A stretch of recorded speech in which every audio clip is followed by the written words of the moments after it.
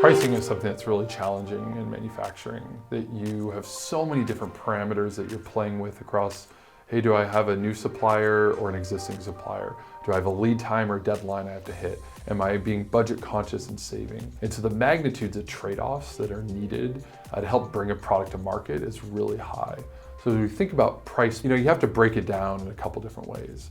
First, there's the price of the actual part. What does it cost to produce this thing?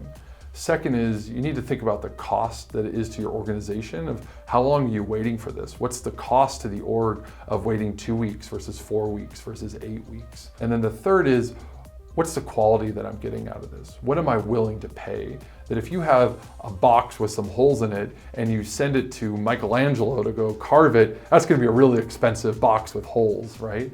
And so you wanna think about the right tool for the job. So vendor selection becomes key. So as we think about cost trade-offs, I think it's really around providing choice to a purchasing manager.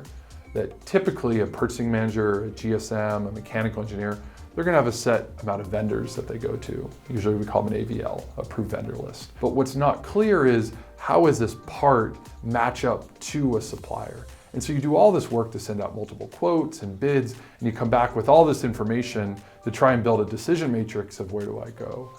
And I think the ability to build better trade-offs or choice for that engineer, the purchasing manager, a GSM. That's what's key here, is that you want to unlock the ability to say, what is the right choice between all these trade-offs of speed, quality, and price? And I think that technology or a digital tool is the best way to help, that you can do instant pricing like that, and you can make this trade-off really easy. And that's something that doesn't exist in the ecosystem today.